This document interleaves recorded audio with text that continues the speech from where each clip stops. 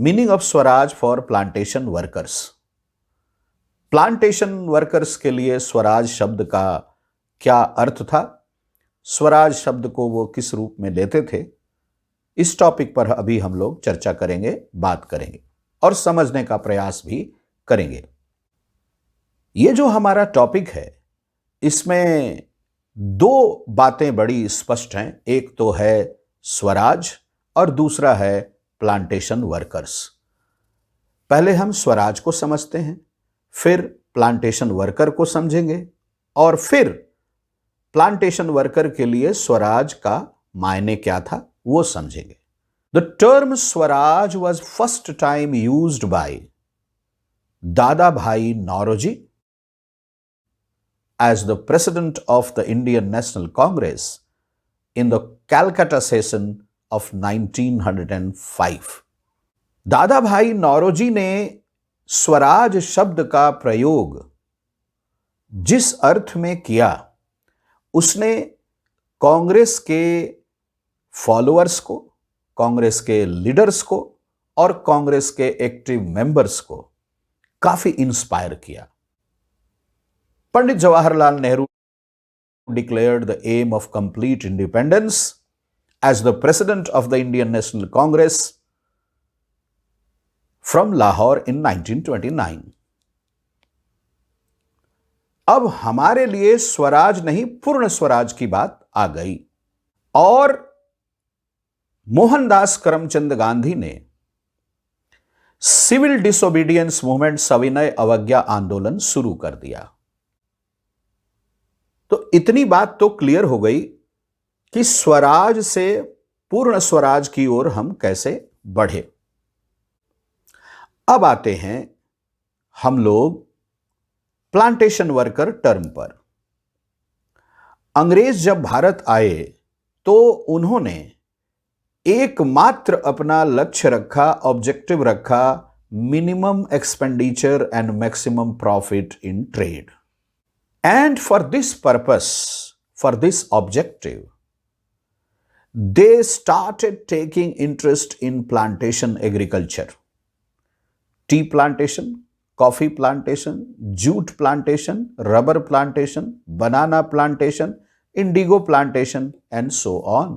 The laborers working in these plantations were called plantation workers. These plantation workers, in a way, were forced to do work in plantations. So two things are very clear now. One is Swaraj and the other one is plantation workers. The working condition in these plantations was very poor. Working hours were more. Wages very poor. And so many restrictions, even restrictions on the movement of workers within the plantation area. They were not allowed to interact. They were not allowed to discuss their problems. What was the meaning of Swaraj for plantation workers?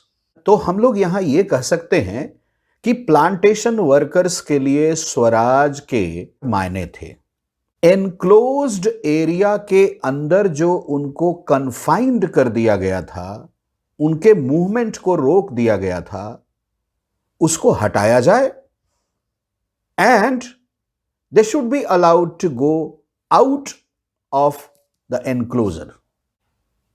Within the enclosure there were so many restrictions. The plantation workers wanted to move freely inside the plantation area, inside the enclosure of the plantation area. The workers working in the plantations, the laborers working in the plantations, wanted to remain in touch with their own villages. They wanted to maintain a link with their own villages. They were worried about their relatives, their friends, in their own villages. उनके गांव में, उनके गांव के आसपास जो उनके सगे संबंधी थे, परिवार के लोग थे, उनके विषय में उनको चिंता होती थी, तो वो चाहते थे कि उनके टच में वो लगातार बने रहें. In 1859, the British government introduced the Inland Emigration Act. And according to that act, the plantation workers, the workers in the tea garden of Assam, were not allowed to move freely even within the plantation enclosure. They were not allowed to leave the enclosure. They were not allowed to discuss their problems together. They were not granted permission to remain in contact with their villages. England की सरकार ने 1859 में inland emigration act लागू कर दिया और इस act के तहत प्लांटेशन वर्कर्स को प्लांटेशन एनक्लोजर एरिया के बाहर जाने का परमिशन देने का प्रावधान तो रखा गया, लेकिन यह परमिशन शायद ही दिया जाता था. ये बहुत विकट समस्या थी. एक और बात हो गई, इसमें यह भी कह दिया गया कि परमिशन परिस्थितियों के ऊपर डिपेंड करेगा. If situations allowed, then only permission would be given, otherwise not. यह परमिशन का प्रोविजन तो रखा गया था, लेकिन मैं आप लोगों के सामने यह बात स्पष्ट रूप से रख दूं कि शायद ही यह किसी को परमिशन दिया जाता था. कहने के लिए प्रोविजन था, सैद्धांतिक रूप से था, थियोरिटिकली था, बट प्रैक्टिकली ये किसी को दिया नहीं जाता था. Thousands of workers got together, denied to follow the restrictions by the plantation owners. Thousands of them left their plantations and started supporting the non-cooperation civil disobedience of Mohandas Karamchand Gandhi. These plantation workers had a faith, a belief, and the belief was that Mohandas Karamchand Gandhi was going to solve their problems.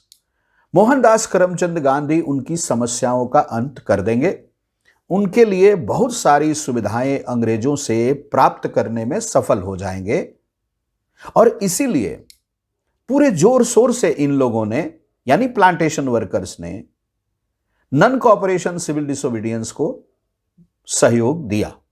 They had faith, they had belief that with the efforts of Mohandas Karamchand Gandhi, these plantation workers would be able to return peacefully to their villages.